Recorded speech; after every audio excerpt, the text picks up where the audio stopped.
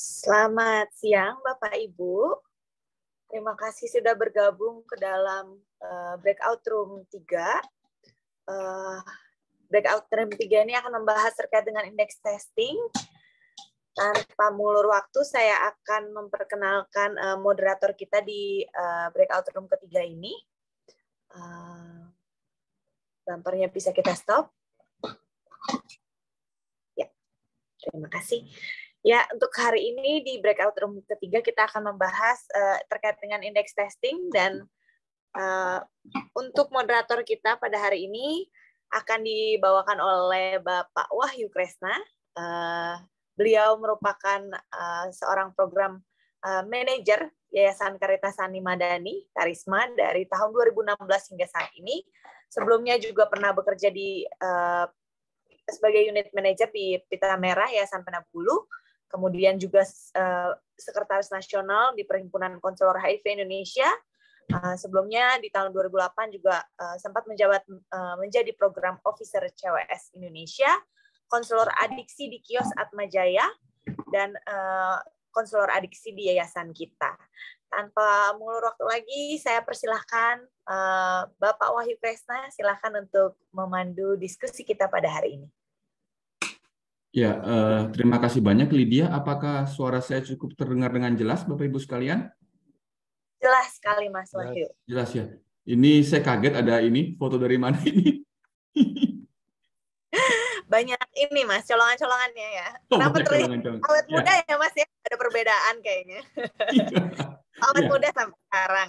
Amin, amin. Ya, terima kasih banyak Lydia dan teman-teman PPH Atmajaya serta Panitia Pernas JPHIV.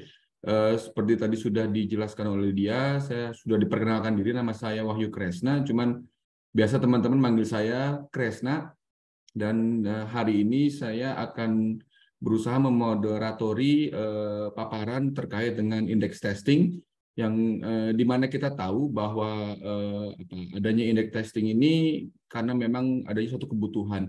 Seperti kita ketahui, selama ini program HIV itu hanya menyasar kepada teman-teman populasi kunci saja, sedangkan kita tahu bahwa teman-teman populasi kunci ini juga memiliki pasangan, baik kebanyakan sih pasangan seksual, namun juga untuk bagi teman-teman pengguna nafza, suntik juga ada pasangan menyuntiknya.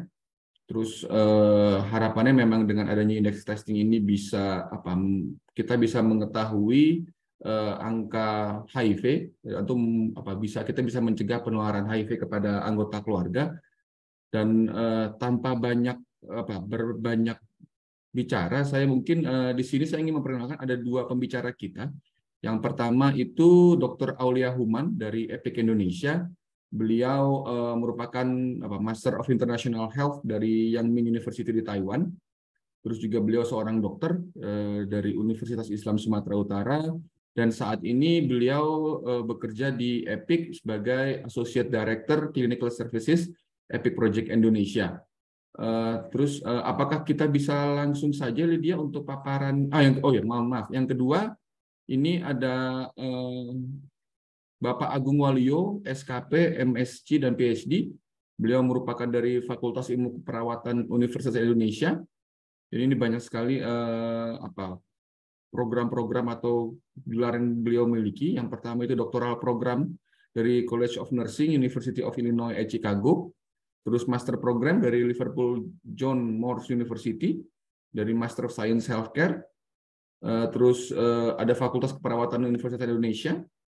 Dan posisinya sekarang beliau tahun 2020 sampai dengan sekarang sebagai Direktur Community Engagement Empowerment dari UI.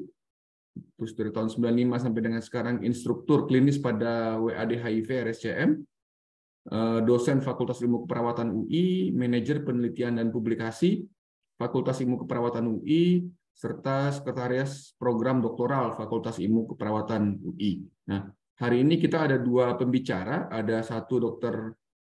Aulia, yang kedua Bapak Agung Waluyo. Nah, mungkin mohon bantuan dari Lydia atau teman-teman untuk bisa menampilkan paparan Dr. Aulia. Apakah di sini sudah ada Dr. Aulia? Oh, sudah ada Dr. Aulia. Halo, Bang. Ya, di sini Dr. Aulia banyak sekali fansnya, saya lihat. Ada teman Aulia, pendukungnya Aulia, supporternya Dr. Aulia. Ini luar biasa nih memang. Dr. Aulia membawa pasukan untuk mendukung beliau. Silakan Dr. Aulia untuk memaparkan materinya.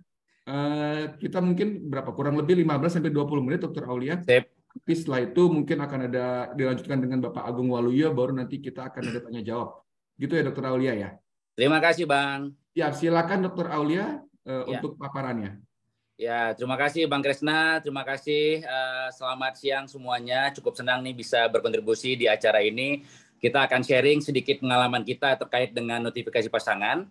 Konteksnya konteks di Jakarta dan dari project Epic. Sebenarnya dari dulu ada project linkages, kemudian nyambung ke projectnya Epic. Ya, boleh kita next slide Bang.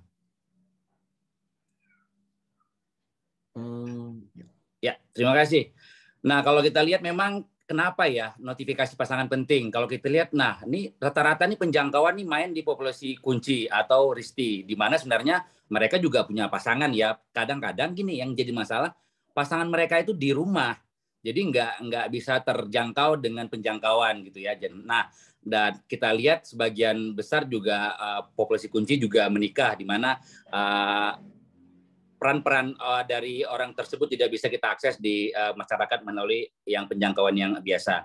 Kemudian telah terjadi saturasi ataupun udah kalau kita bilang wah ini tes HIV di populasi kunci ini udah habis nih. Kalau kita lihat dari data, kalau kita boost juga tes HIV, kita baru bisa nemu di 30-an sampai 40-an% dari temuan kasus, di mana 65%-nya lagi atau di 50-an% dari sisanya lagi itu sebenarnya di populasi non kunci, non RISTI. Nah, ini bagaimana cara kita bisa menjangkau ke sampai yang seperti itu. Makanya butuh pendekatan khusus dan kita berfokus ke temuan kasus. Nah, ada isu-isu yang tadi saya sampaikan, ada terjadi penularan di dalam keluarga karena kita tahu sebagian dari mereka menikah dan bagaimana untuk membentuk suatu keluarga yang sehat. Nah, ini penting untuk menjadi tanggung jawab kita semua yang sama. Dan yang latar belakang yang terakhir adalah bagaimana cara menjangkau mereka dengan cukup aman, dan kita tahu notifikasi pasangan ini cukup aman sekali karena ada prinsip-prinsip tadi itu yang harus dijalani dan berdasarkan kebutuhan daripada si pasiennya. Makanya ini cukup cocok sekali nih kita bawa ini sebagai differentiated of care dari si pasien sehingga kita bisa membuat differentiated of tes HIV gitu. Jadi memang tes HIV yang cukup spesifik yang bisa disesuaikan dengan kondisi dan kebutuhan daripada si klien. Nah, makanya dasar dari ini pada akhirnya kita secara nasional ya, nanti kita lihat timeline-nya mengadaptasi dari notifikasi pasangan. Boleh lanjut, Bang? Nah, ini kalau kita lihat sedikit timeline-nya, ada beberapa poin penting di sini. Di sekitar Juni 2018 itu terbentuklah core team, di situ juga pelatihan pertama dilakukan oleh nasional di 18 provinsi kalau saya nggak salah. Kemudian kita coba susun SOP-nya, kemudian dicoba uji pelaporan tools-nya di April 2019. Kemudian uji coba pertama itu melibatkan sekitar 60 layanan di DKI Jakarta. Jadi kita lihat nih tools-nya udah bisa apa enggak, sistem pelaporannya udah mulai masuk nggak, ada nggak apa ya kita bilang mungkin isu-isu dari cara melapornya. Karena memang kalau kita bilang notifikasi pasangan pada saat itu tuh nggak ada tempatnya. Jadi kalau kita cerita SIHA, tidak ada tempat untuk melapor khusus notifikasi pasangan. Nah, karena kenapa? Nanti kita akan lihat. Karena notifikasi pasangan punya cascade khusus yang penting untuk dicatat dan dilapor semuanya, karena itu akan sangat bergantung bagaimana nanti cara kita mengimprove dari program notifikasi pasangan ini. Dan kemudian Juknis akhirnya keluar di Juli 2020 secara virtual karena pada saat itu udah pandemi. Kemudian kita mengikutsertakan adverse event dari si notifikasi pasangan ini, karena memang kita tahu ya ada hal-hal yang mungkin dikhawatirkan dari dampak dari notifikasi pasangan. Nah, karena kita tahu itu, kita membandlingkan lah. Jadi kita membuat satu paket lagi untuk bagaimana sih pencegahan kekerasan di rumah tangga ataupun pada pasangan yang dampak dari notifikasi pasangan. Dan kemudian kita coba expand ke Jawa Barat. Ini konteksnya dari Project Epic. Kemudian di 2021 kita sempat melakukan Monef nih, Subdit melakukan Monef. Kita lihat dari berbagai provinsi yang telah mengimplementasi notifikasi pasangan, dan akhirnya melalui Project Epic kita juga expand di 11 layanan di Banten. Jadi totalnya dari pengalaman Epic sendiri udah lebih hampir 130-an, 140-an layanan yang telah mengimplementasi notifikasi pasangan. Ini cukup perjalanan yang cukup panjang sekali dan melalui tahap pandemi yang nanti akan memiliki tantangan tersendiri, kita akan lihat nanti. Ya, boleh lanjut, Bang. Nah, ini tadi yang saya ceritakan. Kenapa penting sekali untuk bisa mencatat dan melapor notifikasi pasangan secara lengkap? Karena memang dia memiliki cascade yang nggak cuma ini ya, pasangan yang di tes, pasangan yang positif gitu ya. Jadi nggak cuma 2 variabel. Jadi ada variabel, kalau kita lihat di sini yang pertama yang masuk ke dalam PDP. Nah, kemudian komponen pertama yang paling penting adalah di sini yang ditawarkan. Makanya saya kasih kotak merah karena perlu perhatian khusus. Karena kenapa? Pada kotak merah ini adalah kontrolnya di petugas. Nah, jadi kalau kita lihat nanti capaian notifikasi pasangan kok masih rendah ya. Coba lihat dulu di kotak merah ini. Nah, ini sesuatu yang kita bisa kontrol dan ini kontrolnya di petugas. Nah, kita bisa fokus dulu di 2 kotak merah ataupun di 2 kasket ini.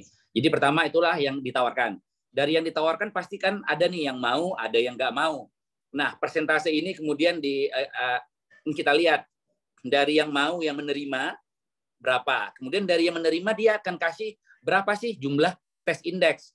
Tes indeks pada konteks notifikasi pasangan ini adalah jumlah pasangan, nama pasangan ataupun nama anak yang eligible atau memenuhi syarat untuk dites. Karena biasanya yang status HIV-nya belum diketahui. Kalau udah tahu status HIV-nya maka tidak perlu lagi gitu ya. Nah, kalau kita lihat cukup menarik nih. Kemudian dari jumlah tes indeks, kemudian yang berhasil dihubungi. Nah, konteks yang berhasil dihubungi ini 2 perannya. Bisa pertama peran dari si pasiennya sendiri kalau dia memilih rujukannya sendiri gitu ya. Kemudian ada peran dari petugas. Dan petugas juga di sini kita bisa bagi 2. Petugas kesehatan atau petugas di komunitas. Makanya nanti kalau kita cerita tentang notifikasi pasangan, peran di komunitas itu kontribusinya cukup besar sekali. Tidak bisa kita hindarkan ya, dalam artian gini, itu sesuatu yang perlu kita perhitungkan karena memang peran di komunitas melalui rujukan komunitas itu akan membantu sekali petugas layanan kesehatan untuk bisa mengkontak si tes indeks tadi kemudian untuk dibawakan ke layanan kesehatan. Nah, kemudian kita masuk ke cascade jumlah tes indeks yang dites. Nah, ini juga salah satu hal yang bisa kita kontrol. Jadi yang udah dihubungi, nah ini harus bisa dites karena tidak akan terjadi notifikasi pasangan atau tidak menjadi efektif dari si programnya kalau mereka tidak dites. Nah, kemudian masuk tes yang temuannya positif dan yang memulai treatment. Nah, jadi kalau kita lihat cascade-nya ini cukup detail dan ini penting untuk dilaporkan seperti ini karena memang begitu terjadi kita mau mengevaluasi ataupun mau mengimprove program notifikasi pasangan. Nah, dari cascade ini menjadi dasar utama kita bisa melihat di area mana sih yang masih perlu ditingkatkan. Nah, boleh lanjut kita lihat ke potongan cascade yang lainnya. Nah, ini dia. Nah, ini tadi saya meng-highlight terkait dengan penawaran ya. Kita menawarkan. Jadi tugas petugas kesehatan ataupun di komunitas nanti ya, itu menawarkan. Nah, kalau kita lihat ini yang grafik hijau adalah persen orang yang menerima. Nah, ini kalau kita lihat cenderung ke arah naik ya. Dan ini menjadi salah satu indikator penting bagaimana proses penawaran. Karena kita tahu ya, begitu penawaran itu ada skill komunikasi di dalamnya. Dan skill komunikasi ini sesuatu yang bisa kita bangun. Nah, begitu penawarannya ternyata penerimaannya cukup rendah sekali. Nah, ini bisa menjadi lampu kuning ataupun lampu merah mungkin ya bagi kita. Wah, ini kayaknya skill komunikasi perlu ditingkatkan. Oh, ternyata mungkin bukan masalah skill komunikasi, stafnya udah dilatih gitu ya, tapi tukar orang. Nah, ini juga menjadi salah satu tantangan yang akan kita bahas nanti di sesi di slide-slide yang berikutnya. Nah, komponen kedua yang penting di sini adalah tingkat positivity. Nah, begitu kita ngomong notifikasi pasangan cukup terkenal sekali, ini akan memberikan temuan kasus atau positivity rate cukup tinggi sekali. Pengalaman dari kita itu 20-40% itu biasanya itu positivity rate dari notifikasi pasangan. Nah, kenapa ini penting? Karena kenapa? Tidak ada tes VCT ataupun tes PITC yang angka positivity rate-nya itu sebagus notifikasi pasangan. Nah, makanya penting sekali untuk kita bisa mengimprove notifikasi pasangan, karena tadi itu dia bisa menjangkau keluarga yang dimana mungkin tidak bisa terjangkau melalui penjangkauan. Dia juga bisa menjangkau pasangan-pasangan yang tadi itu sulit dijangkau karena memang mungkin tidak beredar gitu ya. Nah, jadi dan dia memberikan temuan kasus yang cukup besar sekali. Nah, ini kalau kita lihat dua komponen dari penerimaan yang warna hijau ataupun tingkat temuan kasus yang warna merah. Jadi dua ini yang kita bisa kontrol, kita lihat bagaimana implementasi notifikasi pasangan di layanan ataupun di kota ataupun di provinsi gitu ya. Ya, boleh kita lanjut. Nah, pada saat kita mengimplementasi notifikasi pasangan, pastikan perlu nih ada alat-alat bantu. Kalau enggak pasti sulit ya. Dengan kita tahu keterampilan dan kapasitas dari petugas kesehatan itu enggak sama semua ya. Ya ada naik turun. Nah, ini penting sekali untuk kita bisa membuat satu alat bantu sehingga mempermudah kerja mereka di layanan. Boleh next? Nah, daftar tilik ini penting sekali nih buat implementer. Dalam hal ini bisa dinas kesehatan, suku dinas kesehatan, ataupun proyek. Jadi pada saat setelah dilatih, kita bisa datang nih ke layanannya. Kita cek, kita pakai checklist ini. Kesiapan mereka sejauh apa yang masih kurang gitu ya. Dan ini bisa dilakukan berkala. Biasanya ini dari pengalaman kita lakukan pada saat kita setelah melatih layanan baru. Kita pengen lihat nih, ada nggak progresnya.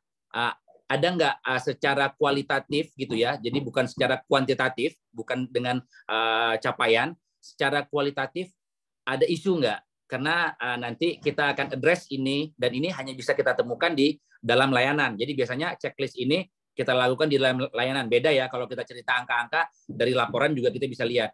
Nah, ini salah satu hal yang dikembangkan dan digunakan juga ada juga nanti di buku panduan teknisnya, sehingga ini bisa digunakan oleh semua. Jadi ini udah diadaptasi oleh nasional dan udah menjadi salah satu standar yang bisa kita gunakan pada saat kita mau melihat kesiapan layanan untuk melakukan notifikasi pasangan. Jadi ini ada dua versi, yang hard copy dalam kertas kita bisa print, kemudian ada juga yang versi mobile-nya. Jadi kita mana tahu ya, menggunakan HP bisa langsung lihat hasilnya. Nah, ini juga bisa digunakan. Jadi ada dua versi, kita sesuaikan. Nah, ini juga bagian dari differentiated ya, need dari si layanan kesehatan. Jadi bisa jadi mereka senang yang pakai yang mobile, oke, kita akan bisa menggunakan yang mobile. Oke, lanjut Bang. Nah, job aid ini cukup menarik karena ini salah satu pembelajaran pada saat kita punya kesempatan untuk dapat pelatihan ya di India. Jadi concernnya pada saat itu gini, kalau teman-teman punya pengalaman ya, kadang-kadang sulit sekali ya mengidentifikasi pasanganku siapa ya. Begitu kita tanya pasangannya siapa, pacar dia bingung atau apa bingung ya. Nah, kemudian kita sodorkan ini. Jadi pada saat dia bilang, wah saya ada 5 pasangan, ada 4 pasangan. Coba ingat si pasangan pertama, coba lihat ya, dia ini yang mana. Jadi nanti si pasien akan melihat, wah ternyata dia ini suami atau sugar daddy gitu ya, atau malah teman kerja. Nah, nanti teman-teman nakes bisa langsung mencatatnya. Ya, ini salah satu hal yang bisa disodorkan pada saat tadi pasien udah menerima, kemudian dia masih mau mikir, ini pasangannya siapa-siapa aja. Jadi ini alat bantu yang cukup berguna sekali untuk bisa mengidentifikasi. Karena kenapa? Kalau kita lihat dari laporan SIHA, begitu bingung mau masukkan ke kategori mana nih orang yang mau dites, masuklah ke bagian lain-lain. Lain-lain. Semua masuk ke lain-lain. Akhirnya lain-lain itu menjadi salah satu keranjang sampah yang sulit untuk kita menganalisa. Padahal sebenarnya di lain-lain itu cukup banyak sekali temuan kasus juga gitu ya. Cuma karena lain-lain sulit sekali kita mau lihat ini dari kategori mana. Nah, makanya dasar dari itu job aid ini dibuat untuk memudahkan nakes dan memudahkan klien mengidentifikasi pacar saya siapa atau pasangan saya siapa. Ya, boleh lanjut. Nah, ini juga ada video karena gini. Kadang kalau ada 5 pasien yang hari ini positif harus kita tawarkan notifikasi pasangan ya. Pasien 1 masih semangat, 2, 3, 4, 5 udah mulai lesu ya. Nah, video ini bisa diperkenalkan ke si pasien sehingga kita bisa menjaga kualitas penawaran itu menjadi tetap bagus. Jangan nanti di awal-awal masih semangat, kemudian di ujung-ujung udah mulai buru-buru sehingga banyak pasien yang akhirnya menolak. Nah, jadi video ini bisa kita putarkan Sehingga pasien bisa nonton, lihat, oh ternyata kayak gitu ya notifikasi pasangan. Oh aman ya. Oh mau dong gitu. Nah, jadi tujuannya adalah untuk membuat angka penerimaan menjadi lebih tinggi lagi gitu. Jadi ini telah kita buat juga bisa di-share apabila layanan bisa share ataupun apabila punya media untuk bisa memvisualisasikan ini di dalam layanannya. Ya, boleh lanjut. Nah, ini kita lihat ternyata di perjalanan ada banyak kondisi dinamika yang kita tidak bisa hindari dan ini perlu dilihat solusi apa sih yang bisa kita buat. Nah, makanya kita ingin meng-highlight juga ada inovasi yang sebenarnya cukup menarik, bisa di scale up dan punya potensial untuk sustain. Coba kita lihat. Boleh lanjut, Bang? Nah, ini dia. Kita tahu ya, kayak tadi proses penawaran itu waktunya bisa panjang. Kalau kita fokus ke satu pasien, nih pasien ada antrian ya, ada antrian banyak pasien-pasien yang lain. Nah, kenapa nggak kita pikir, kenapa nggak kita buat jadi digital aja ya? Jadi pas pasien itu positif, dia lagi nunggu mau buka hasil misalnya, ataupun dia udah tahu mau buka hasil, tapi dia lagi nunggu untuk konseling atau untuk memulai inisiasi, dia bisa langsung scan QR code, kemudian dia bisa isi, dia bisa lihat, dia bisa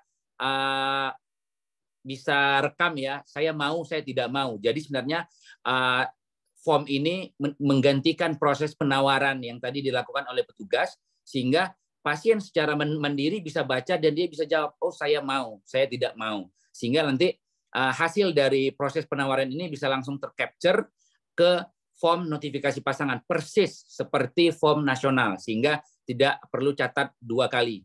Nah, ini telah diuji coba, cukup selektif sekali di Jakarta Utara, di beberapa layanan kesehatan, dan kita cukup menarik ya, dari angka pasien yang akhirnya meng-scan QR code, kemudian dia masuk ke dalam form, dia baca, dia pahami, itu 95% ke atas, dia itu akhirnya mau menerima notifikasi pasangan.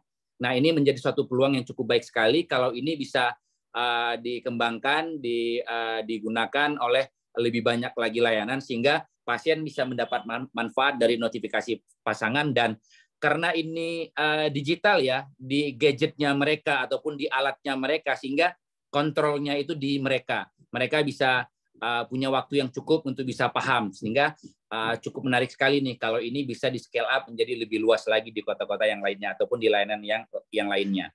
Ya.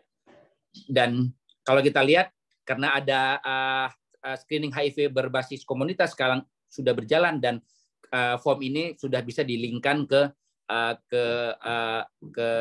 CSO, sehingga nanti bisa meng-request alat screening apabila memang tadi itu pasangan-pasangannya itu lebih mudah dijangkau dengan cara dibagikan alat screening. Jadi ini telah terintegrasi, dan sekarang mungkin tahapnya adalah bagaimana ini bisa di scale up dan bisa diadaptasi menjadi lebih baik lagi. Boleh lanjut?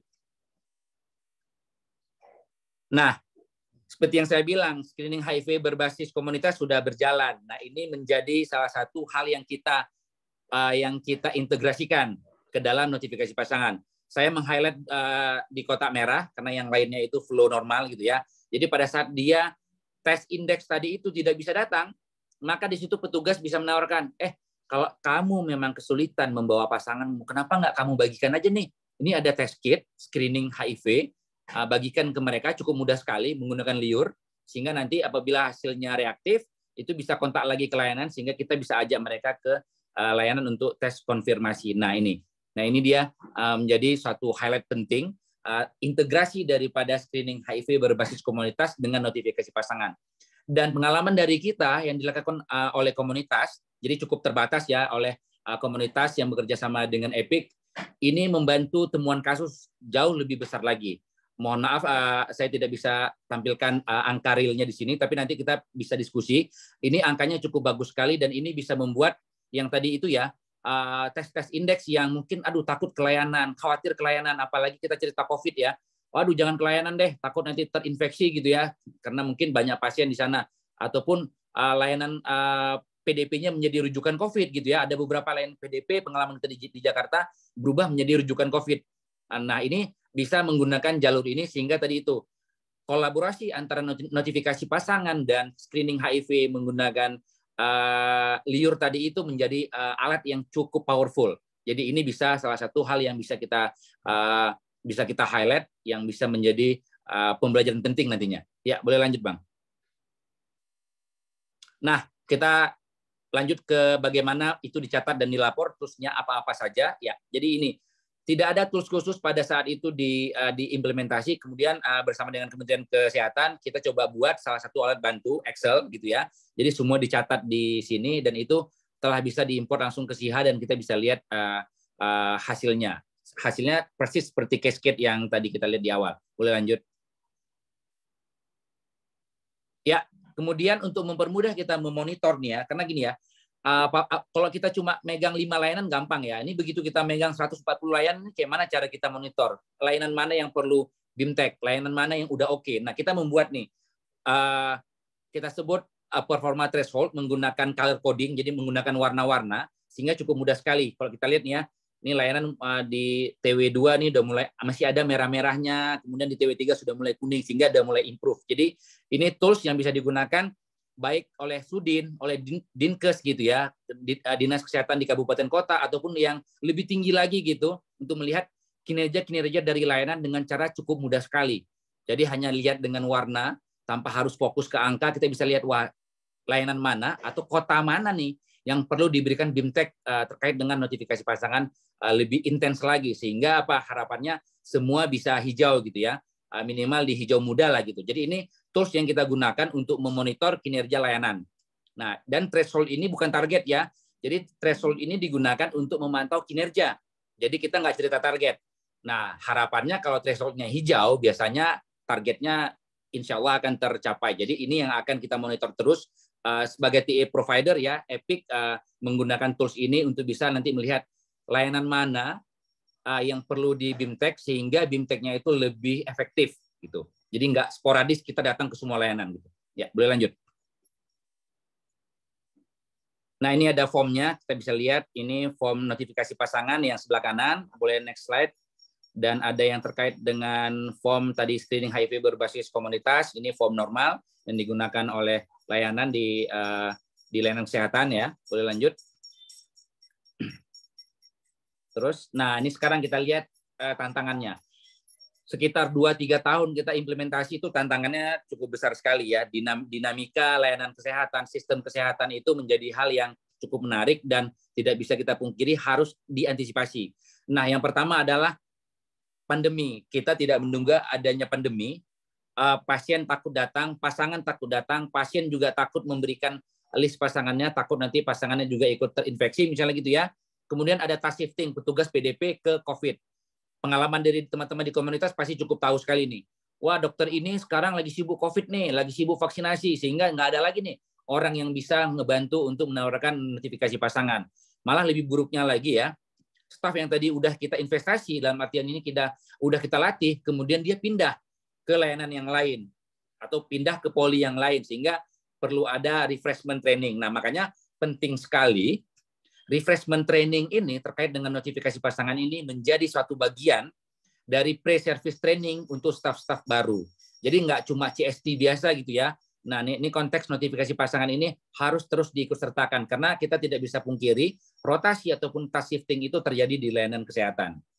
Nah, ini kalau kita lihat ini ada salah satu contoh ya, proses training secara virtual karena pada saat itu masih COVID dan teman-teman di komunitas membantu sebagai expert patient trainer. Sehingga kenapa? Begitu kita ngomong notifikasi pasangan, kita perlu kasus-kasus nih untuk dibahas. Nah, makanya terima kasih sekali buat teman-teman di komunitas selama ini cukup suportif sekali untuk bisa berkontribusi terkait dengan peningkatan kapasitas petugas nakes di layanan kesehatan. Boleh lanjut, Bang? Nah, tantangan program. Nah, ini kalau kita lihat nih penawaran masih perlu dioptimalkan. Kalau kita lihat cascade di tadi, penawaran itu masih jauh lebih kecil daripada pasien tadi yang ada masuk ke dalam perawatan misalnya gitu ya. Nah, silakan fokus ke pasien baru dibandingkan pasien lama. Kenapa? Secara sains karena tadi saya lihat ada bagaimana sains gitu ya. Secara sains ini orang-orang lama ini mereka belum terekspos ataupun naif terkait dengan treatment. Artinya apa? Dia masih belum memulai treatment, viral dia masih cukup tinggi sekali. Nah, begitu viral tinggi, dia bisa menularkan cukup banyak sekali kepada pasangannya. Makanya kalau kita fokus kepada pasien baru, temuan kasus pasti tinggi. Nah, ini menjadi peran aktif kita nanti untuk memonitor. Wah, ini temuan kasus kok di bawah 10% ya. Padahal dari notifikasi pasangan, jangan-jangan nih layanan kesehatan nih fokus ke pasien lama. Dengan notabene-nya ya, pasien lama udah minum ARV, tersupresi, pasti tidak menularkan. Karena kita tahu ya, U sama dengan U tadi itu ya, undetected, dia untransmit gitu ya. Jadi memang dia tidak menularkan lagi gitu. Nah, jadi fokus kepada pasien baru. Kemudian kalau kita lihat ini, angka penerimaan masih di bawah 30%.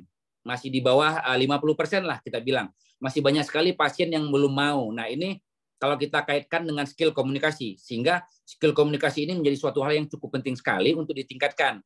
Nah, kita tahu ya, skill komunikasi ini bukan satu hal yang bisa dibangun dengan 1 minggu training. Ini pasti perlu latihan-latihan. Nah, ini perlu dimonitor dengan sistem mentoring. Makanya tadi itu implementasi program HIV tidak bisa dilepaskan oleh sistem mentoring. Makanya sistem mentoring, para mentor ini harus bisa jalan sehingga bisa memonitor soft skill. Karena soft skill ini tidak bisa kita pantau dari capaian. Ini harus intervensi langsung, harus dengan pemantauan langsung di layanan. Sehingga keterampilan komunikasi menjadi salah satu soft skill yang cukup penting sekali. Kemudian tantangan dari sistem informasi HIV. Nah, ini kenapa saya munculkan? Karena memang kita tahu ya, SIHA akan bertransformasi menjadi SIHA yang lebih baru lagi. Fiturnya sudah cukup baik sekali, akan menjadi sangat baik lagi, terintegrasi gitu ya. Tapi ada komponen-komponen dari notifikasi pasangan ini yang belum semuanya tercatat dengan detail.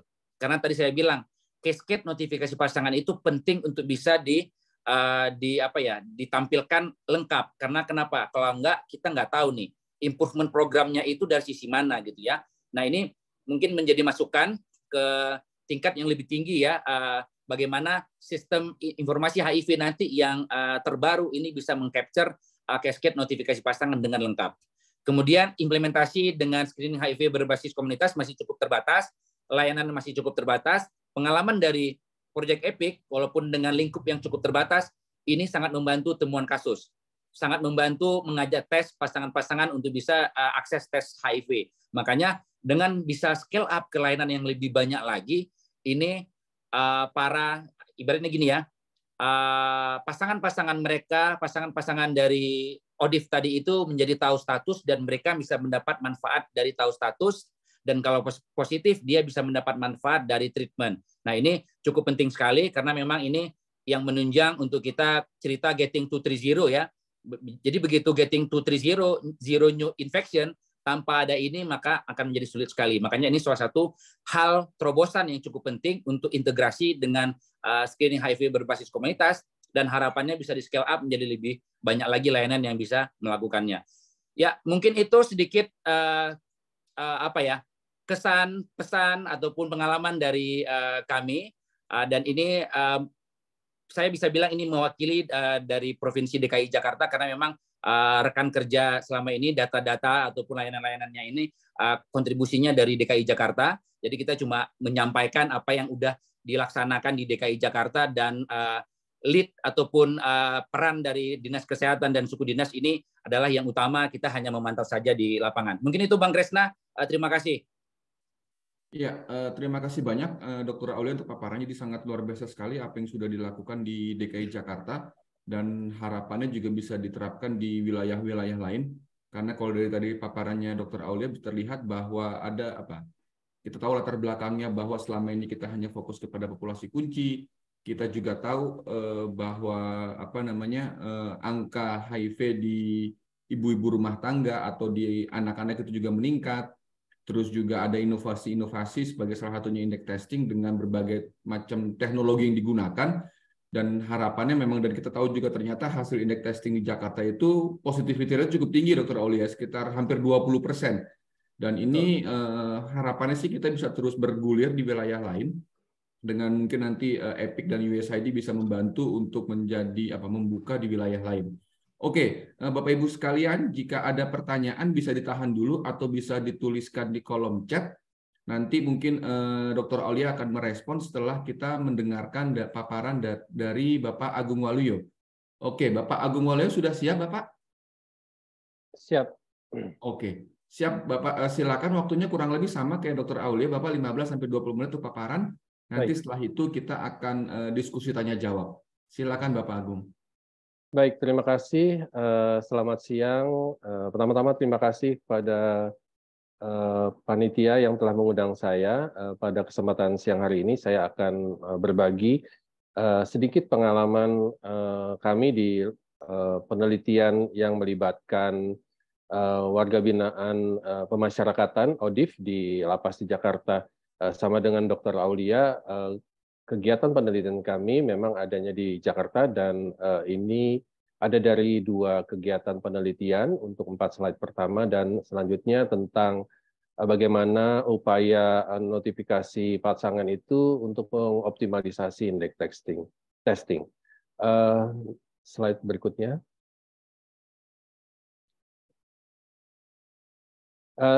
Di dalam penelitian yang kami lakukan di tim penelitian pertama, yaitu melihat tingkat adherence dari warga binaan pemasyarakatan di lapas di Jakarta, sebagai gambaran bahwa populasi di dalam lembaga pemasyarakatan itu sangat over capacity. Jadi kapasitas dari penjara itu terisi hingga 415%. Lalu prevalensi HIV di lapas narkotika itu sekitar 14%, dan adanya kasus HIV di tempat lokasi penelitian sekitar 4,3%, dan dari pasien yang teridentifikasi HIV, cakupan pengobatan ARV baru 44% di dalam studi kami. Selanjutnya, slide. Dan di penelitian kami yang pertama ini memang kita bisa melihat bahwa kondisinya sangat unik dan kompleks, bahwa di dalam lapas justru konsumsi nafsa dari para mantan pengguna ataupun pengguna itu seperti tumbuh subur, karena memang dari responden yang kami survei itu menyatakan sekitar 56% mereka dari responden masih mengkonsumsi nafsa di dalam lapas ataupun rutan. Dan sumber nafsa tersebut ada yang diselundupkan masuk, kemudian ada yang menjadi pengedar di dalam, dan ada juga yang melakukan pencurian dari peredaran nafsa yang ada di dalam.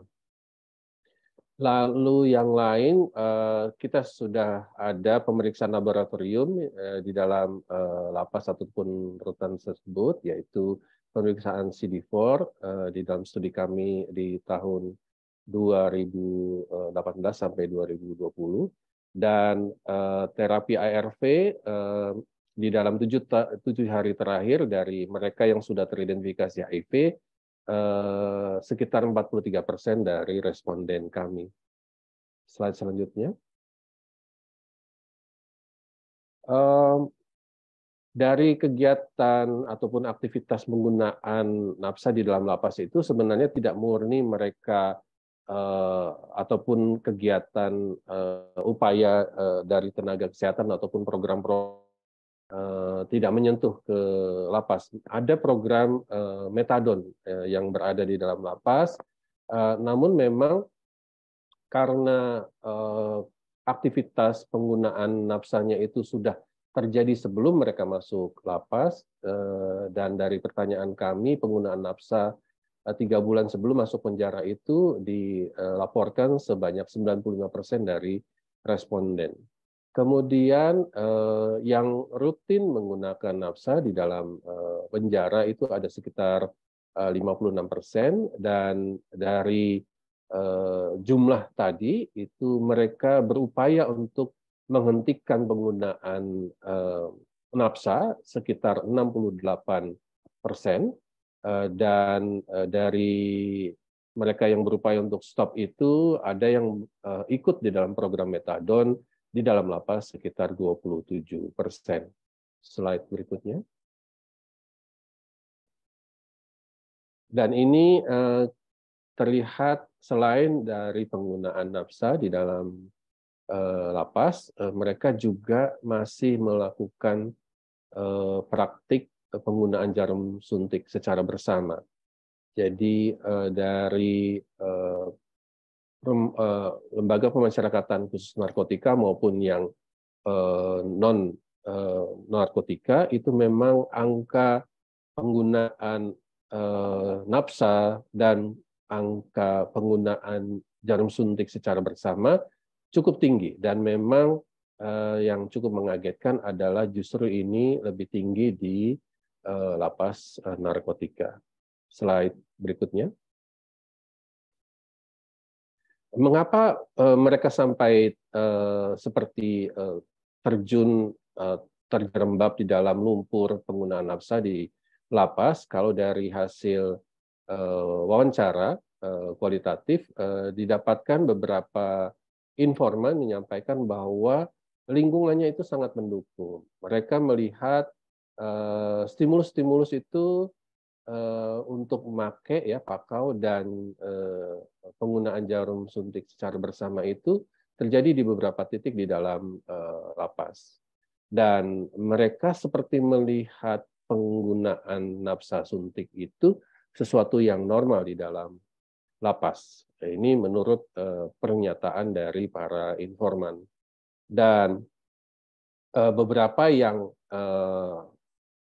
memang sudah masuk dan ikut kembali menggunakan napsa tersebut, mereka seperti ada rasa nagih dan deja vu saat mereka melihat teman satu selnya menggunakan napsa tersebut dan membuat mereka ingin menggunakannya kembali. Dan tentu saja aktivitas penggunaan napsanya itu sangat beresiko karena jarum yang mereka pakai adalah jarum bekas, dan itu pun mereka harus menyewa dari para pengedarnya. Slide berikutnya. Ini beberapa kendala dalam program metadon yang kami coba kumpulkan dari hasil kualitatif. Yang pertama, berdasarkan informasi yang kami dapatkan dari informan penelitian kualitatif kami, mereka menganggap bahwa kalau mereka ikut metadon, mereka harus mendapatkan persetujuan keluarga terlebih dahulu. Dan mereka menilai jika harus mendapatkan persetujuan keluarga, maka status HIV mereka akan terbongkar, dan itu yang mereka tidak inginkan karena mereka masih merahasiakan status HIV-nya. Lalu beredar berita-berita hoax tentang bagaimana metadon itu bisa mengganggu terapi ARV ataupun mengganggu efek heroin yang mereka gunakan. Dan ini membuat memang misleading dari beberapa informan yang melaporkannya. Dan satu yang cukup menarik adalah dari pengedar itu ada seperti program promo, ya, ada gratis mendapatkan napsa untuk pelanggan-pelanggan yang memang rutin rajin membeli produk dari pengedar tersebut di waktu-waktu tertentu. Dan mereka secara sistematis seperti menyebarkan stigma bagi mereka-mereka yang mengikuti program metadon, sehingga memang ini yang menjadikan program metadon di dalam lapas menjadi terkendala. Slide berikutnya.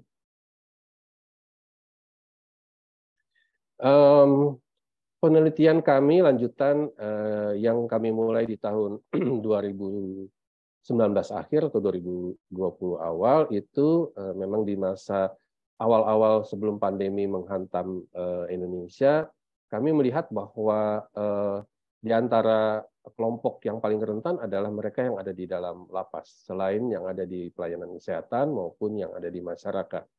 Dan seperti yang tadi disampaikan juga oleh Dr. Aulia, bahwa kita karena memang respondennya adalah warga binaan pemasyarakatan di lapas, tentu kita ingin mereka mencoba untuk bisa menotifikasi pasangan mereka, baik tadi pasangan seksual maupun teman pengguna napsa. Slide berikutnya. Sehingga kami menginginkan optimalisasi dari indeks testing tadi. Di responden kami pada penelitian ini memang kita lihat mereka memang sudah memiliki perilaku berisiko sebelum masuk ke lapas.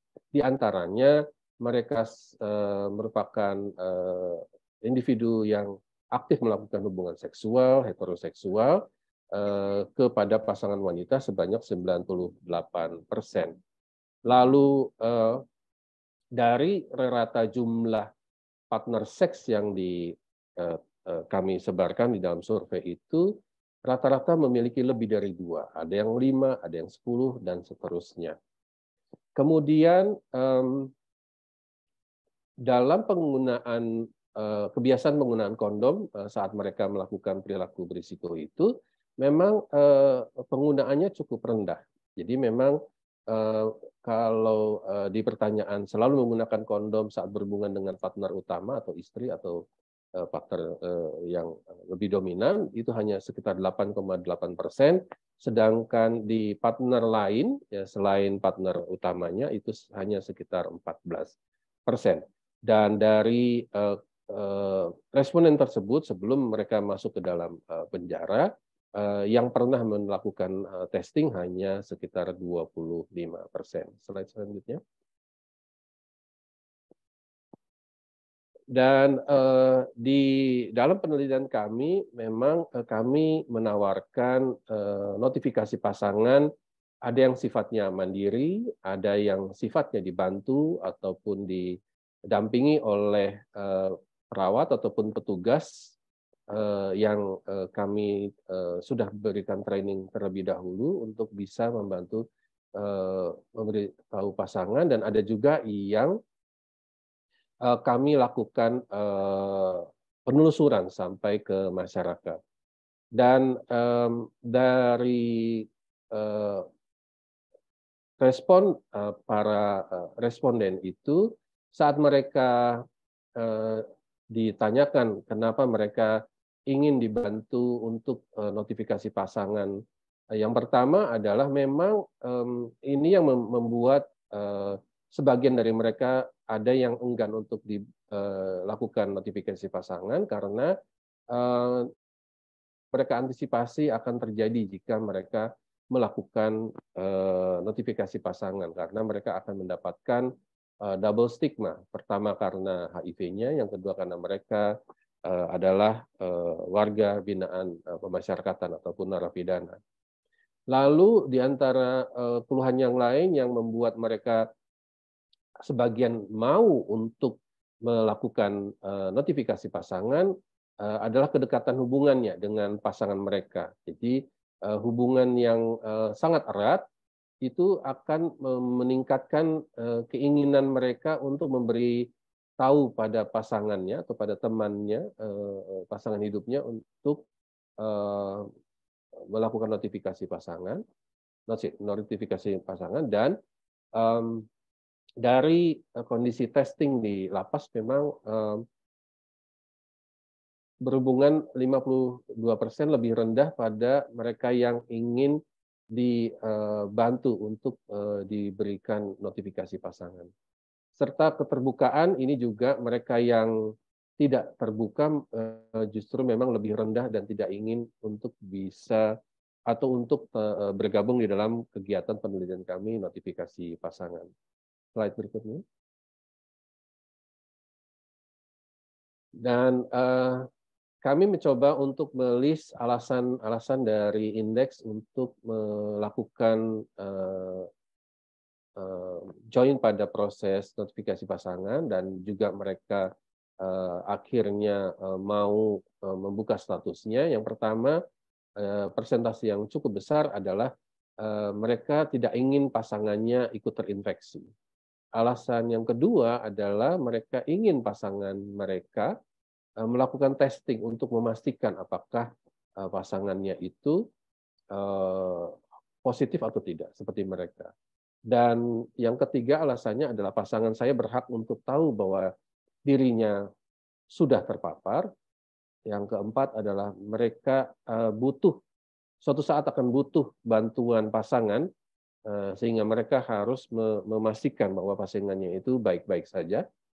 Yang kelima adalah mereka ingin menjelaskan bagaimana hidup dengan HIV itu bisa tidak seburuk apa yang mereka bayangkan sebelumnya.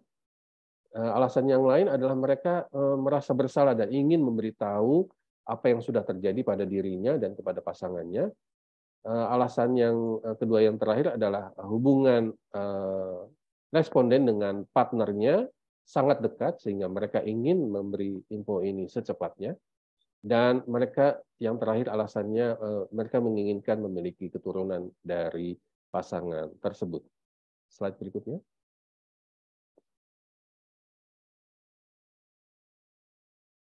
Untuk tadi pasangan seksual, yang ini pasangan teman pengguna nafsa, alasan mereka ingin terbuka dan ingin melakukan notifikasi pasangan adalah mereka inginkan temannya juga tidak terinfeksi dan ingin memastikan bahwa dari testing itu mereka baik-baik saja. Mereka juga berpikir bahwa temannya itu berhak untuk tahu bahwa dirinya sudah terpapar dan mereka butuh bantuan dari temannya itu sehingga mereka harus mengetahui bahwa dirinya baik dan mereka ingin berbagi juga pada temannya dan juga merasa bersalah dan ingin memberitahu kepada teman pengguna nafsa tersebut. Slide berikutnya.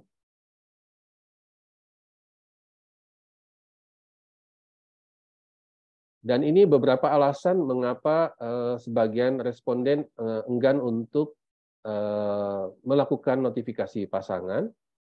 Yang pertama untuk pasangan seksualnya, mereka tidak ingin pasangannya itu khawatir. Yang kedua adalah mereka khawatir jika pasangan akan meninggalkan dirinya. Mereka juga alasan yang lain hanya mereka saja yang boleh tahu tentang status HIV-nya karena ini sangat privacy. Kemudian mereka malu dengan status HIV mereka. Mereka khawatir pasangannya akan menyebarkan status HIV mereka dan hubungan antara dia dan partner seksualnya tidak terlalu harmonis. Slide berikutnya. Sedangkan pada teman sesama pengguna nafsa, alasan mereka tidak ingin join pada notifikasi pasangan, mereka tidak ingin temannya khawatir, mereka khawatir temannya akan meninggalkan dia karena tahu bahwa dirinya sudah HIV, hanya dia yang boleh tahu status HIV-nya, dia malu, dia khawatir akan tersebar status HIV-nya dan tingkat pertemanannya tidak terlalu dekat. Slide berikutnya. Ini beberapa diskusi yang kami coba angkat bahwa yang pertama memang ODIF yang merupakan warga binaan pemasyarakatan banyak yang setuju untuk ikut di dalam notifikasi pasangan seksual maupun istri ataupun pasangan seks dominannya. Kenapa? Karena memang mereka juga ingin notifikasi pasangan ini menjadi salah satu alternatif penyelesaian masalah dirinya dan masalah keluarganya. Lalu dari ODIF yang warga binaan pemasyarakatan ini juga memiliki tingkat persetujuan yang lebih tinggi jika mereka temannya adalah teman nafsa, bukan pasangan seksual. Karena mereka barangkali tidak terlalu khawatir tingkat pertemanannya sangat kental yang membuat mereka ingin agar temannya itu dikasih tahu. Namun memang ada kendala yang lain yang mereka rasakan bahwa jika mereka akan membuka statusnya dan memberitahu bahwa diri temannya ataupun pasangannya itu mungkin terpapar, mereka justru merasa sangat dikucilkan, didiskriminasi dan akan terbongkar kerahasiaannya dan mereka sangat takutkan adalah penolakan dan juga perceraian. Dan diskusi lain yang memang muncul adalah mengapa notifikasi pasangan ini menjadi hal yang sulit untuk dibicarakan dengan pasangan ataupun temannya karena memang adanya keterbatasan komunikasi mereka dengan teman dan pasangannya tersebut. Ini sehubungan dengan adanya larangan penggunaan alat komunikasi di dalam lapas. Slide berikutnya. Dan dari penelitian kami ini memang istri dari warga binaan pemasyarakatan adalah kelompok yang paling berisiko terpapar HIV karena mereka merupakan kelompok yang sangat mungkin terabaikan karena sangat mungkin terabaikan dari kemungkinan akses testing yang harusnya mereka bisa dapatkan. Lalu ODIF warga binaan pemasyarakatan ini juga banyak yang baru terdiagnosa setelah mereka masuk ke dalam lembaga pemasyarakatan, sehingga ini makin meningkatkan keengganan dari para warga binaan untuk melakukan atau menginformasikan status HIV mereka kepada pasangan ataupun teman-temannya tersebut. Dan ini juga kondisi di mana hanya beberapa warga binaan yang terbuka dengan status HIV-nya, dan yang terjadi saat ini tentu penyebaran HIV dari indeks ke pasangan ataupun teman-temannya masih terjadi. Ini karena ini bisa meningkat karena adanya resistensi ARV yang terjadi pada beberapa warga binaan yang sudah ODIF akibat dari ketidakpatuhan di dalam mengkonsumsi ARV. Slide berikutnya. Sebagai slide terakhir, kesimpulan dari penelitian yang kami lakukan bahwa ODIF yang berada di lapas adalah kelompok yang paling terabaikan dalam program pencegahan dan penanganan orang dengan HIV. Notifikasi pasangan bisa menjadikan salah satu alternatif di lembaga pemasyarakatan karena seperti yang tadi Dr. Aulia sudah sampaikan bahwa notifikasi pasangan merupakan cara yang efektif dan aman untuk meningkatkan cakupan testing di HIV testing. Dan ini bisa menjadi salah satu potensi usulan kebijakan paket pelayanan ODIF di lapas. Dan tentu saja dengan segala keunikan dan permasalahan yang ada di lembaga pemasyarakatan, potensi ini masih bisa diusulkan dan diberikan kepada pihak yang berwenang ini sebagai sebuah policy brief bagi pengambil keputusan. Dan terakhir, memang warga binaan pemasyarakatan dari ODIF ini sebenarnya sangat ingin pasangannya ataupun temannya itu mendapatkan info tentang testing, ARV, dan dukungan, walaupun mereka sebenarnya takut dipisahkan dari pasangan ataupun temannya tersebut. Demikian Pak Kresna yang bisa saya sampaikan. Terima kasih. Saya kembalikan ke Pak Kresna. Ya, terima kasih banyak Pak Agung Waluyo untuk paparannya sangat luar biasa. Seperti tadi dalam paparannya Pak Agung bahwa memang teman-teman di lapas rutan itu sebagai kelompok yang terabaikan. Tadi kalau Pak Agung bilang ada double stigma, ya teman-teman di lapas rutan inilah yang stigmanya cukup tinggi. Udah dia mungkin sebagai narapidana, terus sebagai mungkin populasi kunci, udah gitu dia juga mungkin sebagai ODIF. Nah ini memang yang memang perlu kita pikirkan bersama. Ya, Bapak Ibu sekalian, terima kasih banyak Pak Agung untuk paparannya sangat luar biasa sekali. Terima kasih juga untuk Dr. Aulia untuk paparannya. Nah, sekarang kita buka termin pertanyaan. Nah, mungkin untuk sesi pertama saya buka untuk 3 orang untuk menanyakan terkait dengan paparannya Dr. Aulia terkait dengan indeks testing di wilayah DKI Jakarta. Dan tadi juga Dr. Aulia juga memaparkan tentang screening HIV berbasis komunitas.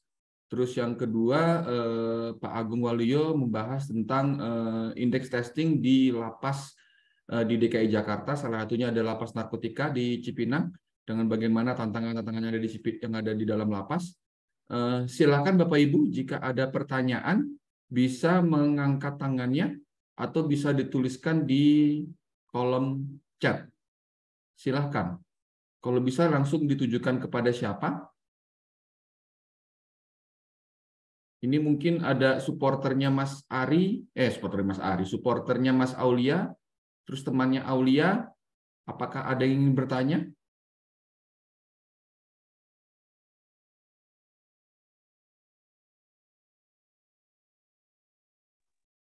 Baik, Mas Kresna. Siapa ini? Oh ya, silakan Mas Ari. Iya, baik. Terima kasih kesempatannya. Saya ingin bertanya kepada Pak Agung terkait dengan hasil penelitian di Lapas tadi yang disampaikan. Terima kasih, sangat menarik beberapa temuan yang disampaikan.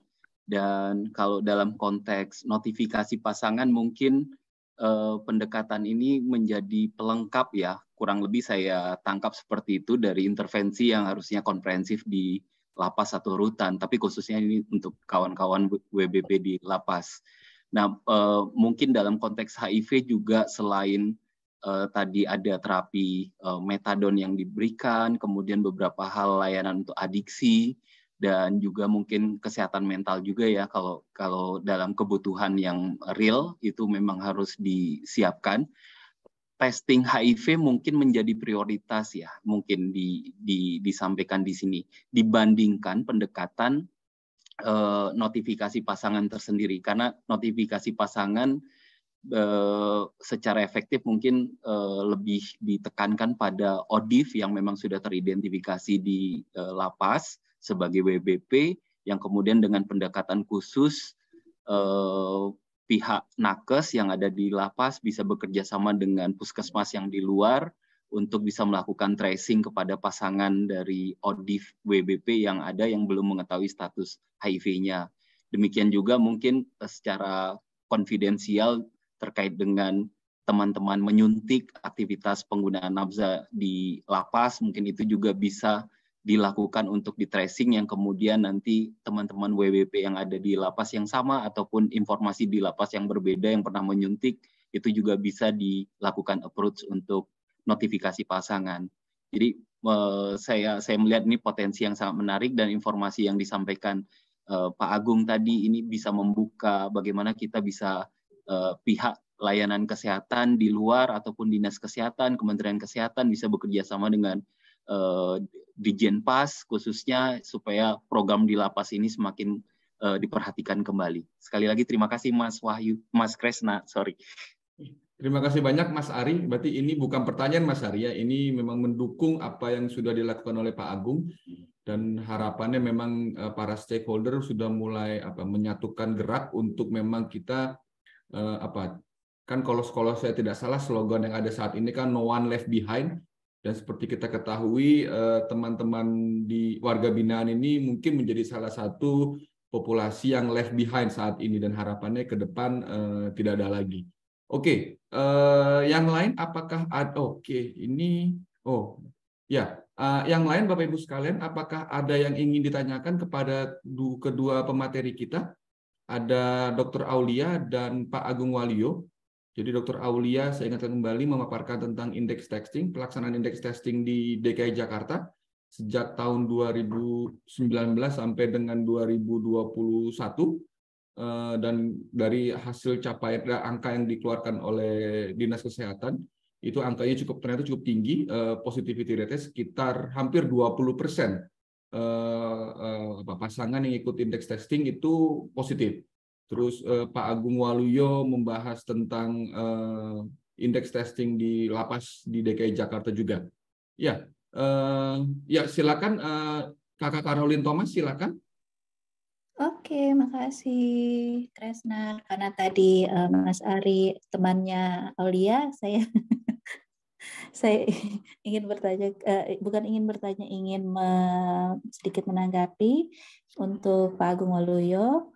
Untuk Pak Agung, di tahun 2019 ke tahun 2021 yang lalu, Peduli Hati satu kelompok komunitas bekerja sama dengan Dijenpas untuk melakukan screening hepatitis C sebenarnya di lingkungan lapas dan rutan. Pada saat itu dilakukan di 7 lapas rutan, termasuk diantaranya adalah lapas narkotika. Nah, jadi waktu itu maksudnya tidak pilih-pilih gitu ya, maksudnya jadinya blanket method, jadi semua inmates dilakukan tes kecuali kalau mereka menolak. Memang ada beberapa yang menolak. Jadi dari total sekitar 16.000 orang yang dites itu kurang lebih angkanya tadi sama ya. Mungkin ada sedikit perbedaan antara satu lapas dan rutan dengan lapas dan rutan yang lainnya. Tetapi yang reported untuk history of being IDU itu sekitar 6%. Tadi Pak Agung sekitar 5 sekian persennya. Kemudian untuk yang reported HIV positif itu 1,9%, tetapi ada sekitar 4% yang belum sempat dites. Gitu. Sedangkan untuk yang hepatitis C-nya pada saat itu sudah dites semua dengan hasil lumayan agak tinggi, jauh lebih tinggi daripada HIV-nya, sekitar 6,81% yang positif untuk hepatitis C-nya. Gitu. Jadi tanggapan saya adalah sebenarnya ketika seseorang berada di lapas dan rutan ini sebenarnya ada, kalau misalnya beberapa orang melihatnya sebagai tantangan, tetapi ada juga yang melihatnya sebagai opportunity gitu ya, opportunity di mana orang itu bisa diberikan edukasi, karena waktu itu juga sempat kami berikan edukasi, kemudian juga terutama ke kader kesehatan ya, karena kan edukasi nggak bisa diberikan ke semua ya. Terus untuk tampingnya, kemudian juga untuk tes dan untuk tindak lanjutnya dalam berupa pengobatan, walaupun waktu itu hepatitis C ada sedikit kendala karena stokot sempat pengobatannya. Tetapi mungkin karena HIV lebih established gitu ya, harusnya kesempatan ketika mereka sedang berada di dalam itu bisa dijadikan opportunity untuk mikroeliminasi HIV juga di lingkungan lapas dan rutan, juga untuk misalnya kalau mereka bersedia untuk melakukan indeks testing ke keluarganya, itu juga bisa dilakukan. Tapi kayaknya arahnya memang di Jenpasnya memang ke arah situ ya. Jadi mungkin ditawarkan, maksudnya berupa penawaran untuk memberikan tes kepada pasangan dan anak gitu ya, kalau memang misalnya mereka mau dan bersedia. Begitu. Jadi mungkin kita sedikit ubah perspektifnya gitu, melihatnya dalam berupa opportunity. Gitu Krisna. Terima kasih. Terima kasih banyak Kakak Olin. Jadi Kakak Olin juga menguatkan hasil studi yang dilakukan oleh Pak Agung Waluyo terkait dengan program HIV, dan tadi Kakak Olin menyebut juga hepatitis C di dalam lapas rutan di Indonesia. Nah, ini di dalam chat box ada pertanyaan dari entah Bapak atau Ibu JS untuk Dr. Aulia. Dr. Aulia, apakah persentase inisiasi ARV juga tinggi dari penemuan kasus NP ini? Dr. Aulia mungkin bisa merespon, Dok. Terima kasih, Bang. Ya. Nah, kalau kita lihat angka inisiasi di DKI Jakarta ya, karena memang kan kasusnya di DKI Jakarta kan konteks data yang tadi itu. Jadi angka inisiasinya cukup tinggi sekali. Jadi DKI Jakarta mulai dari 2019 itu udah test and start. Jadi memang cukup confidence, apalagi kita cerita kasus notifikasi pasangan kan, temuan kasusnya ini biasanya orang-orang sehat ya Bang ya, orang-orang stadium 1, orang-orang di stadium 2 gitu ya, jarang sekali yang parah-parah. Jadi memang konteks inisiasinya itu cukup tinggi sekali. Jadi kalau kita lihat sekarang angka di DKI Jakarta itu 95%, itu kalau kita lihat per kuartal itu ya, itu udah terinisiasi lah gitu. Jadi cukup confident sekali, mereka itu sebagian besar 90% itu inisiasi. Hanya konteks kecil itu yang tidak inisiasi. Mungkin ini case by case kita bisa lihat apakah mungkin karena ada isu IO ataupun ada isu-isu yang lainnya. Gitu Bang Kresna. Oke, siap. Terima kasih banyak Dr. Aulia untuk penjelasannya. Apakah ada lagi yang ingin bertanya untuk Dr. Aulia atau Pak Agung Waluyo? Bisa juga dituliskan dalam di kolom chat. Silahkan. Aku boleh nanya Mas Kresna. Oh iya, Kakak Lydia, silakan Kakak. Monggo. Iya, terima kasih dulu mungkin untuk Dr. Aulia dan Pak Agung gitu ya, paparannya menarik banget. Aku tadi mungkin mau minta tolong Dr. Aulia menjelaskan lagi lebih lanjut terkait dengan performance threshold yang tadi sempat dipaparkan terkait notifikasi pasangan gitu ya. Maksudnya seperti apa mungkin perhitungannya, karena ada yang lebih di atas 100% gitu, dan kayaknya ada yang beberapa merah gitu, meskipun hampir keseluruhannya cukup tinggi gitu ya kalau lihat dari angka-angkanya, tapi ada yang beberapa yang merah. Tantangan paling utamanya apa sih gitu di pelaksanaan dari di puskesmasnya? Kalau nggak salah Gambir dan Johar kayaknya itu ada kendala apa yang paling krusial sehingga mungkin menyebabkan mereka angkanya cukup rendah. Terima kasih. Ya, Baik, terima kasih Kak. Nah, jadi performa threshold ini, jadi gini, kalau kita lihat kan Kak, selama ini kan laporan-laporan itu kan capaian itu cuma angka-angka ya. Begitu dipaparin angka ada 15, kok 15 masih gampang lah. Ada 7, apalah kita bilang, ada 42 puskesmas di DKI Jakarta ya, dipaparin, dijajarin itu angka-angka, pusing kita lihatnya nih. Nah, kita mikir gimana ya caranya biar angka-angka ini jadi manfaat nih. Kita lihat dengan mudah gitu ya. Semua orang bisa lihat gitu. Dan kita ternyata menggunakan pendekatan warna di mana cukup umum sekali ya, hijau lebih bagus gitu ya, kuning agak hati-hati, merah warning gitu. Nah, jadi kita menggunakan pendekatan warna yang udah cukup familiar sekali. Kemudian itu diplotkan menjadi persentase-persentase dari indikator apa nih yang kita mau ukur. Nah, konteks tadi yang saya jelaskan terkait dengan notifikasi pasangan, itu ada 2 indikator. Yang pertama adalah penawaran. Nah, jadi 90% dari semua ODA yang masuk ke layanan PDP itu harus ditawarkan notifikasi pasangan. Nah, kita nggak buat di 100%, tapi kita buat di 90%. Karena kenapa? Penawaran adalah yang seperti saya bilang ya, ini suatu yang bisa kita kontrol. Jadi tinggal pasien masuk positif ditawarkan, toh pasien baru juga 1 hari enggak yang banyak sekali ya, beda dengan pasien yang berkunjung. Nah, ini dia. Thanks Bang Kresna. Nah, ini jadi kita buat threshold-nya itu di 90%. Karena kenapa? Yang kita mau, karena kita tahu nih ya, angka penerimaan masih cukup kecil sekali. Maka yang bisa kita tingkatkan dengan mudah adalah, yuk tawarkan sebanyak-banyaknya.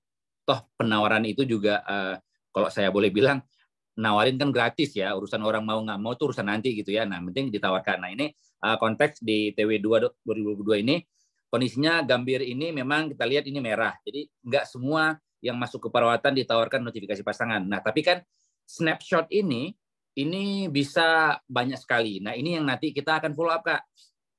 Jadi begitu kita lihat, wah ini Gambir merah nih, kita infokan ke Sudinnya, wah ini yuk kita turun ke sana, yuk kita cek. Nah, ini masalahnya apa ya? Bisa jadi misalnya, oh iya kemarin tuh banyak pasien positif, misalnya tapi stafnya lagi nggak ada di sana, pasien positifnya itu misalnya ditangkap oleh di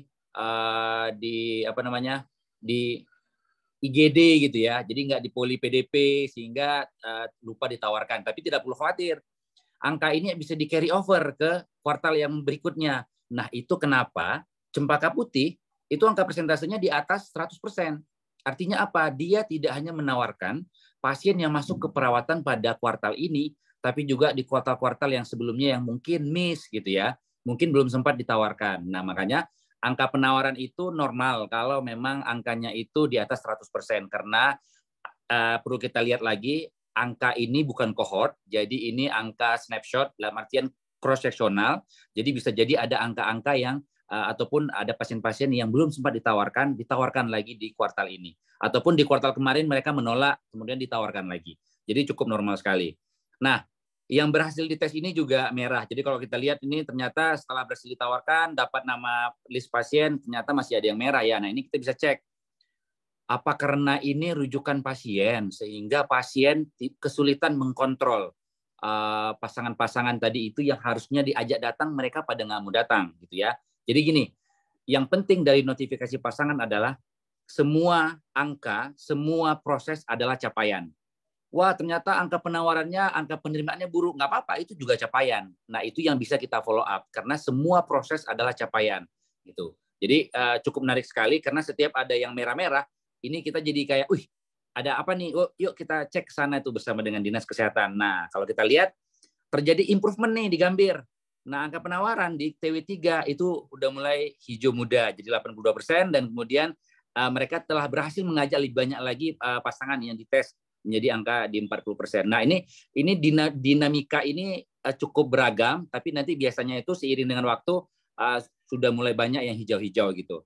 Jadi ini Kak, idenya adalah bagaimana nih angka-angka tadi yang cukup banyak sekali bisa dilihat dengan mudah, dianalisa, dan dibuat suatu strategi untuk bisa mengimprove layanan kesehatan.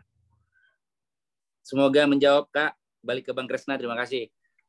Ya, Terima kasih, Dr. Aulia. Terima Jelas. kasih banyak Dr. Aulia untuk paparannya. Saya mungkin mesti disclaimer dulu ya, bahwa yang memaparkan ini, yang menampilkan paparan Dr. Aulia dan Pak Agung ini Lydia, bukan saya, Dr. Aulia. Terima kasih Kak Lydia. Terima kasih banyak Kak Lydia membantu dalam menampilkan paparan-paparan. Iya, Bapak Ibu sekalian, apakah ada pertanyaan lagi sebelum kita tutup sesi ini, karena sudah waktu menunjukkan sudah jam 3:01 di tempat saya. Apakah ada?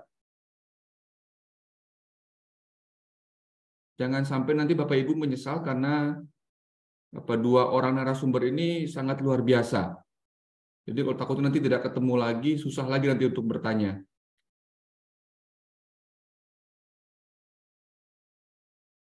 Apakah ada? Oke, mungkin kalau tidak ada, saya mungkin minta Dr. Aulia dan Pak Agung Waluyo mungkin ada closing statement terkait dengan indeks testing ini. Jadi kita juga ya mungkin bisa jadi apapun itu, harapannya apa? Indeks testing ke depannya ini akan bisa lebih menyebar lebih luas lagi. Terus tidak ada lagi no one left behind. Terus seperti juga tema Hari AIDS Dunia kita tahun ini bahwa equalize dan juga ini juga kepada tujuannya juga kepada ibu-ibu dan anak kalau saya tidak salah. Jadi fokusnya memang kepada anak. Nah, ini memang sangat erat sekali hubungannya dengan indeks testing kita siang ini. Oke, mungkin dari Dr. Aulia dulu closing statement, habis itu dengan Pak Agung Waluyo. Monggo Dr. Aulia. Thanks Bang. Jadi kalau kita cerita indeks testing ini bukan hal baru. Tracing pasangan itu udah ada dari zaman dulu ya, dan terbukti cukup ampuh sekali. Dan ini adalah pendekatan yang cukup aman untuk tadi itu, untuk menghilangkan no one left behind itu ya. Karena memang ada orang yang tidak terjangkau tadi. Kenapa saya bilang paling aman? Karena memang tidak harus membuka status. Inilah kunci notifikasi pasangan, di mana ada prinsip menjaga kerahasiaan. Kalau si pasiennya nggak mau buka status, tinggal kasih kontak, nama, layanan akan trace tuh. Jadi dan ini menjadi salah satu program kalau kita bisa lihat suksesnya COVID juga karena kontak tracing ya, dan ini sebenarnya juga notifikasi pasangan juga. Dan ini apabila dijaga momentumnya, dijaga kinerjanya, ini bisa membuat Getting to 3.0 itu pasti bisa Bang. Jadi mau Getting to 3.0, yuk kita implementasi notifikasi pasangan lebih optimal lagi. Mungkin gitu Bang, terima kasih. Siap, Dr. Aulia. Terima kasih banyak.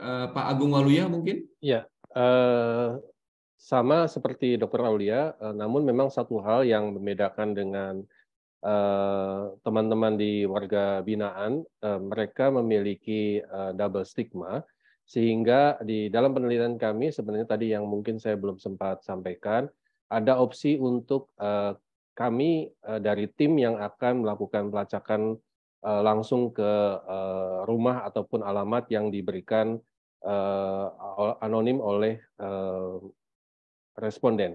Dan di situ memang kami mendapatkan beberapa situasi ataupun tantangan di mana mereka amat sangat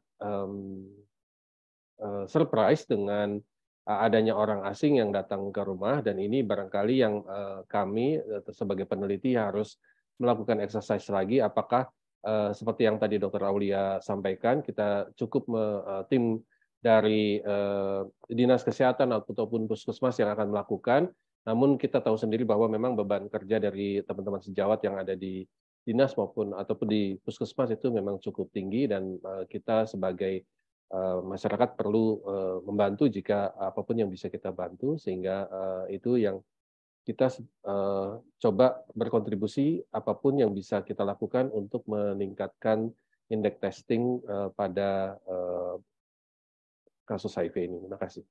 Ya, terima kasih banyak Pak Agung Waluyo. Ya, kita mungkin bisa berikan tepuk tangan kepada kedua orang narasumber kita yang sangat luar biasa, memberikan pencerahan terhadap kita terkait dengan masalah indeks testing ini. Sekali lagi saya ucapkan terima kasih banyak Dr. Aulia, dan terima kasih banyak sekali lagi Pak Agung. Semoga kita sehat-sehat semuanya. Amin. Mungkin bagi Bapak Ibu kita bisa balik ke main room lagi, ada di layar Bapak Ibu mungkin ada live room, bisa masuk ke main room. Mohon maaf jika dalam memoderatori sesi ini ada kekurangan dari saya. Ya, saya mohon maaf untuk itu. Sekali lagi terima kasih banyak. Wassalamualaikum warahmatullahi wabarakatuh. Salam sehat untuk kita semua. Saya kembali ke Kakak Lydia. Selamat siang. Terima kasih.